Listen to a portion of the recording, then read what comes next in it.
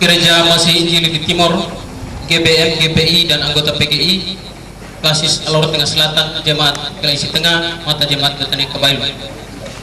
Abstraksi tentang sejarah masuknya Injil di Maikawada dan berdirinya Jemaat Betania Kabailu. Masuknya Injil di Maikawada. Pendahuluan. Segala puji syukur kepada Tuhan yang telah mencari dan menemukan bangsa yang dalam kegelapan dengan terang Injil yang ajaib, agar umatnya boleh menyembah dalam roh dan kebenaran. Mazmur 78 ayat 3. La ta'ala humikam, Allah maha baik. Gereja pada hakikatnya adalah tubuh Kristus. Demikian halnya dengan jemaat Gemit Betania Kabailu, Klasis Alor Tengah Selatan, yang hadir di tengah-tengah dunia sebagai karya agung Allah. Kelahiran dan perkembangannya tentu dipengaruhi oleh konteks yang melatarinya. Di tengah-tengah kesuraman bangsa dan suku-suku bangsa, terbitlah terang Injil yang dibawa oleh misionaris Kristen dari Belanda yang mengabdikan diri menjadi alat di tangan Tuhan untuk membawa benih Injil mendaki gunung, menurun lembah terjal, menembus belantara demi mewujudkan amanat agung Yesus Kristus. Pergilah, jadikanlah semua bangsa muridku, dan baptislah mereka dalam nama Bapa dan Anak dan Roh Kudus, dan ajarilah mereka melakukan sesuatu yang telah kuperintahkan kepadamu. Matius 28 ayat 19 dan 20. Awal mula masuknya Injil. Pada tanggal 17 Februari 1912, dua orang Belanda bernama A. van Dalen dan J.C. van Leeuwen berangkat dari Mademang melalui Silaipui dan tiba di Maikawada dengan membawa misi pekabaran Injil Kristus. Masuknya gereja ketika itu bertepatan dengan masa pemerintahan Ketemukungan Maikawada di bawah kepemimpinan Adam Manilang, dengan wilayah pemerintahannya meliputi 38 kampung.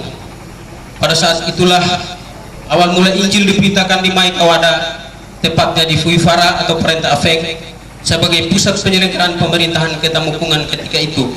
Sekarang pusat desa Galaisi Tengah, di bawah gudang adat Tibuwati, suku Fiahieta milik Legat Avoka, yang kampung tersebut telah dihuni selama 30 tahun oleh 600 jiwa dari berbagai kampung. Cara mereka berdoa ketika itu adalah mengucapkan kata doa dengan kedua mata dan tangan tertutup. Keadaan jemaat. Injil hadir di tengah-tengah kehidupan jemaat dengan kepercayaan animisme dan dinamisme melalui berhala-berhala kampung, suku dan keluarga tertentu dalam bentuk-bentuk. 1. Di Wota terdapat kelahiran manusia dalam bentuk dua jenis, yaitu dari perut sampai kepala adalah bentuk rusa, dan dari pinggang sampai kaki adalah bentuk manusia yang disebut Ayut Beka dan disembah oleh suku-suku di kampung Wota dan Makalei. Apabila terjadi pencurian dan atau utang piutang dari para penyembah, maka disus untuk melakukan penagihan, dan ketika Ayut Beka pergi akan terjadi kematian massal di kampung atau keluarga pelaku pencurian dan yang berpiutang kepada penyembah. 2. Penyembah berhala Fuifantuk. Berhala ini tergolong jin darat dan jin air yang disembah oleh suku-suku Katfama yang muncul dari tanah dan pohon-pohon besar lalu menghilang. Bila diperlukan, maka Fuifantuk hadir memberi pertolongan terhadap apa saja yang dibutuhkan oleh penyembah. Sekali-kali bila tumbuh dan mencapai ketinggian maksimal dan tumbang menimpa manusia yang berpapasan, maka orang tersebut akan umur pendek. 3. Penyembah Kabah, jin air. Makhluk ini adalah sejenis manusia yang disembah sebagai dewa perang bagi suku-suku kampung Gilmau untuk membela pada masa perang tanding. Apabila para penyembah sudah siap untuk berperang, mula-mula ditandai dengan bunyi tambur dan gong sebanyak 30 kali serta sorak-sorai dari Kabah, maka mereka akan pergi berperang. Makhluk ini bertempat di mata air Kabailu, Kabamang atau kebun Kabah. Ia dapat berkebun tanaman kacang-kacangan serta umbi-umbian. 4. Penyembahan di Amhatang Neti.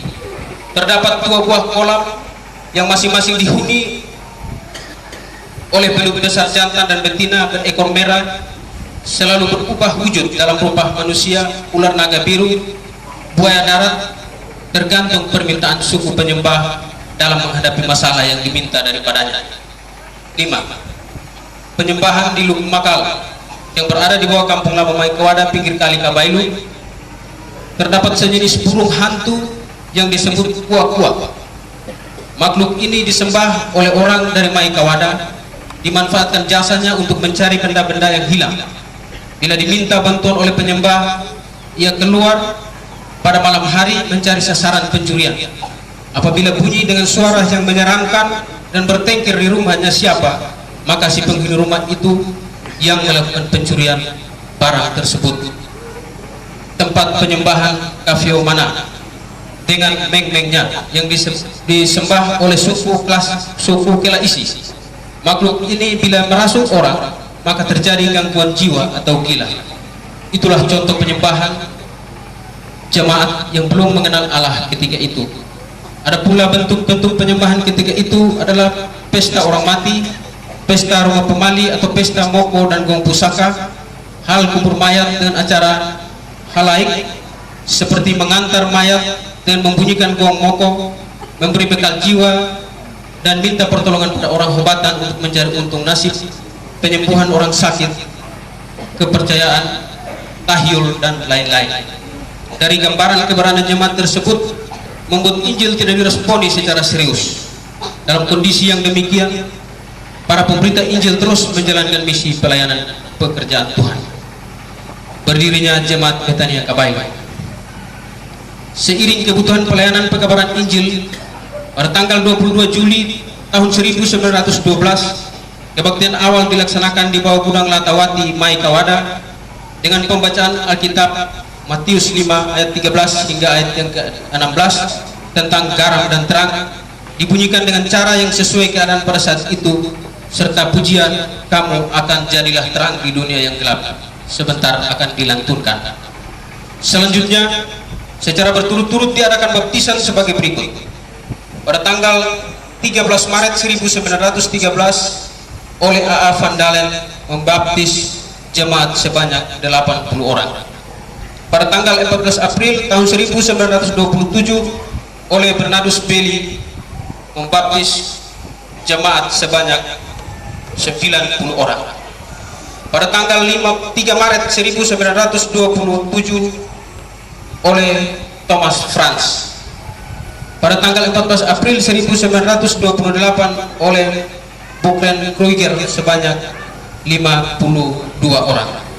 Selanjutnya oleh 60 orang hamba-hamba Allah bekerja bahu-membahu dari awal tahun 1912 sampai 1989. Jemaat ketiga itu terpadu dari berbagai suku yang terpencar, yaitu Pipui, Takailipui, Woibila, Atebay, Langkuta, Soigala, Hofanama, Kamengpe, Kolbeising, Pema, Petmani, Tangamoti, Peting Hapong, Lukma, Lamang Taha, Kamengtuk, Kanomaisa, Mobilao, Kafakpe, Maikawada, Gilmau, Katfamang, Makalay, Watawi, Payope, Kabailu, Wafeng, Yaimang, Minumawati, Kalwaifui, Tafui Kadeli, Ikilai, Alaimang, Lokwe, Biamakal, Kain Baking, dan dari tempat-tempat yang berbeda-beda sebanyak 38 kampung dengan dialeknya masing-masing. Pada tahun 1920, Pendeta Bernardus L. Belli ditempatkan di Kelaisi. Kehadiran Pendeta B.L. Belli mulai membawa jemaat untuk mengerti firman Tuhan, karena pemberitaannya dengan menggunakan bahasa Indonesia serta dapat diterjemahkan bila menggunakan bahasa Belanda oleh pendeta Belanda. Pada tahun 1924 ditempatkan Bapak Yohanes Sine sebagai guru jemaat. Pelayanan terus berjalan. Jemaat tidak mengerti bahasa Belanda, bahkan bahasa Indonesia pun belum dimengerti oleh sebagian jemaat, sehingga dipakai penterjemah bahasa Belanda dan bahasa Indonesia dengan metode penyampaian sebagai berikut. Pengkhotbah menyampaikan dengan bahasa asing, diterjemahkan dengan bahasa Indonesia oleh Yohanes Sine, dan bahasa Indonesia diterjemahkan ke dalam bahasa Makadai dan Kampung oleh Kamang oleh Cornelis Maima dan Karel Kamal. Pada tahun 1929 guru jemaat Yesine pindah. Pelayanan dilanjutkan oleh Karel Kamal, Cornelis Maima, Lambertus Mailegi, Martinus Kavomai, Naftali Lanmai, dan Momai. Hamba-hamba Tuhan mulai bertambah mengiringi kebutuhan pelayanan, karena kebutuhan tentang Injil mulai terasa di kalangan jemaat, sehingga terjadi pemekaran di beberapa kampung, antara lain di jurusan timur terbentuk gereja Katang pada tanggal 1 Januari tahun 1933. Di jurusan barat terbentuk gereja Baifui pada tanggal 31 Oktober tahun 1932. Pada tanggal 14 April tahun 1942 terjadilah pemekaran dengan nama Eklesia. Perjalanan pekabaran Injil mengalami perkembangan melalui pemekaran pada sentra-sentra pelayanan. Pada tahun 1942 Lambertus Belli ditempatkan di Kelaisi sebagai guru Injil. Tempat kebaktian yang mulanya berpusat di Fui Fara kemudian dipindahkan ke Fui Afeng, ke Fui Sha, dan selanjutnya dipindahkan ke Fui Tilesi, pusat pelayanan sekarang. Injil Tuhan terus diberitakan. Beberapa bulan kemudian karena peperangan yang mengancam keamanan jemaat, tempat kebaktian kemudian dipindahkan lagi ke Fui Sha, pinggir kampung lama Maikawada. Datanglah bangsa Jepang dan berkubu di Maikawada pada tahun 1942. Ketika itu juga mereka memperhatikan cara orang Kristen beribadat dengan melihat pengkhotbah berbicara sendiri dan berdoa lama-lama. Jepang bertanya kepada pengkhotbah Cornelis Maima, "Hai Indonesia, sembahyang apakah?" Dijawab dengan jawaban yang penuh bijak bahwa Indonesia sembahyang supaya Jepang menang perangkah. Oh bagus, kepala sembahyang terus. Dalam rangka peningkatan pelayanan pekabaran Injil, maka ditempatkan Hermanus Manilehi sebagai guru jemaat merangkap kepala sekolah Fall School, sekolah desa, pada tanggal 1 November 1943 dan dibantu oleh Karel Kamal sebagai utusan Injil Katang. Ketenangan kebaktian jemaat ketika itu terus menunjukkan suasana yang kurang kondusif akibat adanya penjajahan Jepang. Maka tempat kebaktian dipindahkan ke Kafakbe di bawah gudang suku Tamawati dengan menggunakan sebagai mimbar. Pada tahun 1944 tempat kebaktian kembali dipindahkan ke Fui Tilesi. Jepang terus mengganggu keamanan jemaat sehingga bertahan hanya beberapa bulan di Fui Tilesi dan dipindahkan kembali ke Fui Sha. Pada tahun 1945 oleh karena Jepang meninggalkan bumi Indonesia, maka tempat kebaktian kemudian kembali dipindahkan ke Fui Tilesi. Di sini pelayanan pemberitaan pekabaran Injil terus berlangsung di bawah kepemimpinan Pendeta Lambertus Moata yang ketika itu merangkap jabatan sebagai pengawas sekolah di Kerajaan Batu Lolo. Ditempatkan pula Lambertus Mabilehi sebagai utusan Injil serta penatua. Pada tempat-tempat kebaktian ini adalah sebagai berikut: Cornelis Maima penatua Maikawada dan Momai penatua Kelaisi B, Naftali Lanmai penatua Kelaisi A, Martinus Kavomai utusan Injil di Minumawati. Dalam jemaat Langkuta belum terdapat penatua, maka penatua Katang diatur untuk merangkap tugas di Langkuta. Sementara di dua kampung ditempatkan Semas sebagai berikut: di Maikawada Melkias Maiata Karel Karma, di Kelaisi A Simon Lanmai Moses Mobata. Kemudian dengan berdirinya sentra-sentra pelayanan di berbagai kampung, maka dibentuklah resor Kelaisi oleh Pendeta Lambertus Muata pada tanggal 31 Desember 1946. Kondisi jemaat yang tadinya terisolir dengan adat istiadat mulai berangsur-angsur bergeser oleh kerja keras beberapa hamba Tuhan. Jumlah jiwa jemaat ketika itu 682 orang yang terdiri dari laki-laki 1326 orang dan anggota CD 57 orang, terdiri laki-laki 39 orang dan perempuan 18 orang. Pelajar CD yang dilayani laki-laki 263 orang dan perempuan 177 orang, jumlah 440 orang. Pada tahun 1947 beberapa kepala keluarga mendaftar untuk menikah. Berkat restu Allah atas strategi pelayanan hamba-hambanya terus menampakkan hasil yang mengarah kepada kesadaran jemaat. Jemaat mulai berinisiatif untuk mendirikan rumah-rumah kebaktian pada tiap-tiap kampung, mengingat ada jemaat yang tidak pergi kebaktian karena pertimbangan jarak yang jauh. perhimpunan menyanyi mulai dibentuk di tiap-tiap kampung. Terdapat banyak jemaat usia tua yang mulai sadar masuk mengikuti sini. Berhala-berhala jemaat sudah diserahkan dan dibakar habis.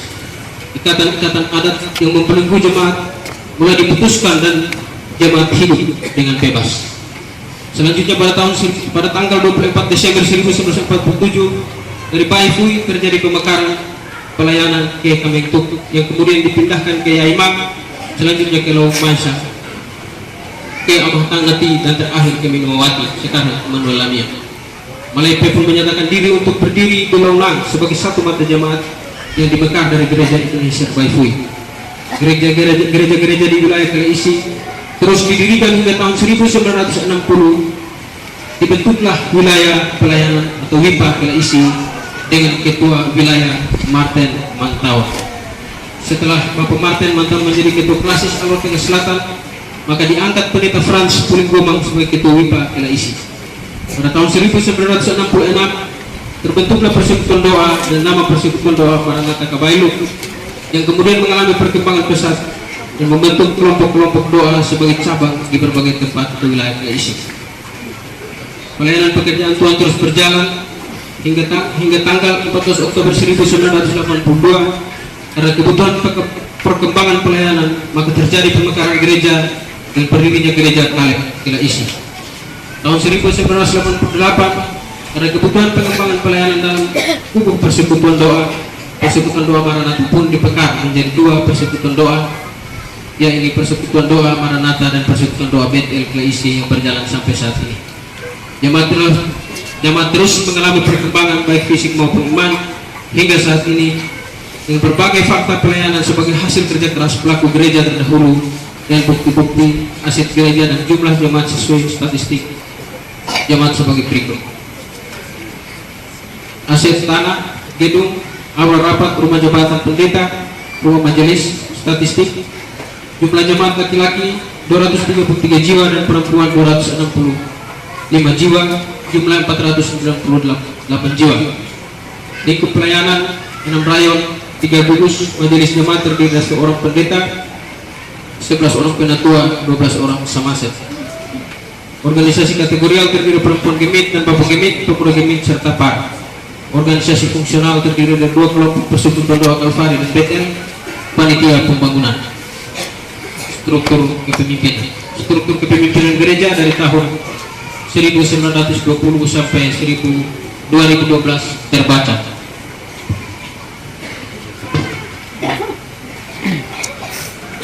Bukti-bukti sejarah pelayanan gereja.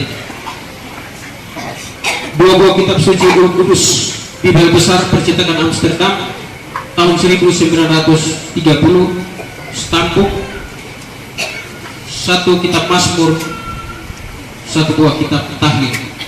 Penutup. Referensi penulisan sejarah singkat ini bersumber dari catatan dan bukti-bukti sejarah yang ditinggalkan oleh para pelaku gereja sejak tahun 1912 yang masih tersimpan hingga saat ini.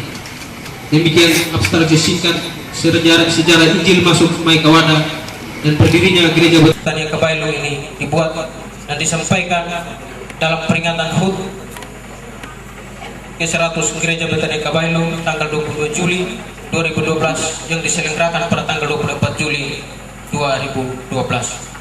Tuhan Yesus Kepala Gereja dan pemilik pekerjaan yang memberkati. Salam.